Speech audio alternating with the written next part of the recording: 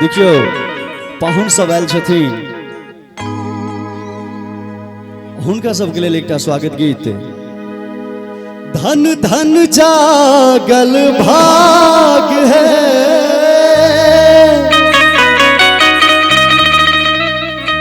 धन धन जागल भाग है, मन कमल फुलाए। कहे छे मंगलमय दिन आज है, पाहुन छठिया। मंगलमय दिन आज है, पाहुन छठिया। धन धन जागल भाग है, धन धन जागल भाग है, मन कमल फुलाए। मंगलमय दिन आज है, पाहुन छठिया। मंगलमय दिन आज है, पाहुन छठिया।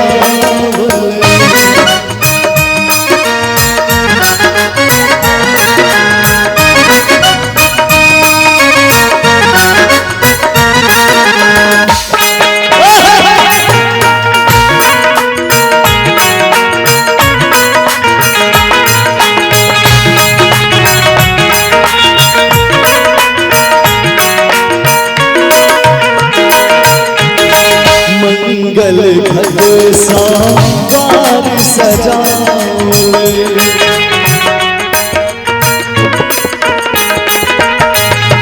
मंगल घट सावर सजावल।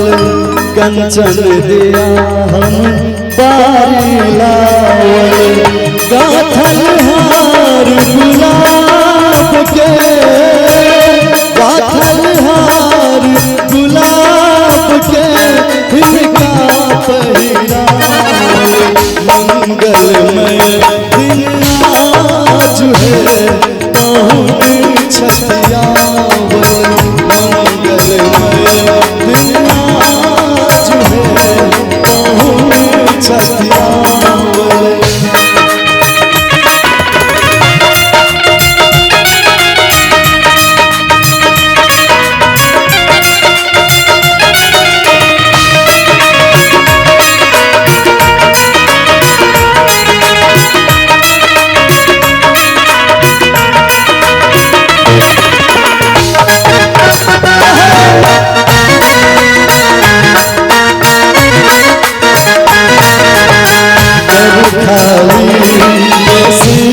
अभिलाषा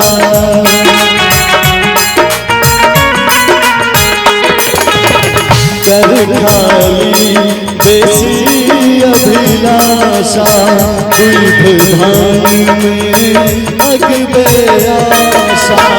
मान बढ़ावन पाग है, मान बढ़ावन पाग है, इनका सिर राखल।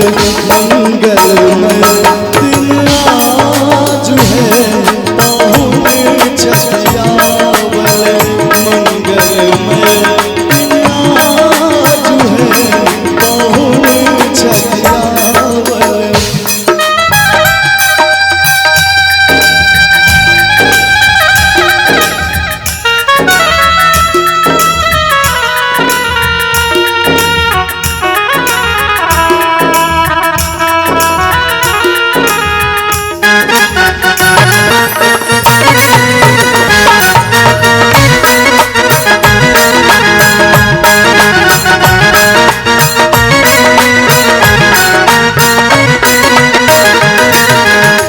धन में धन भावही का संबल,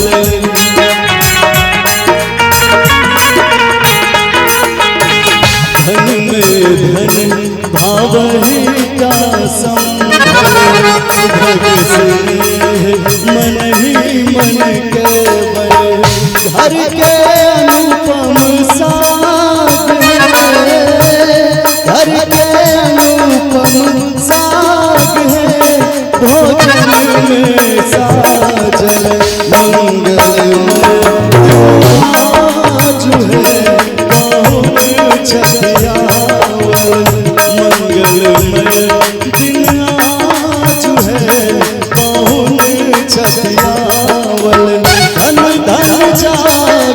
भाग्य है, धन धन जागल भाग्य है, मन कमल मंगल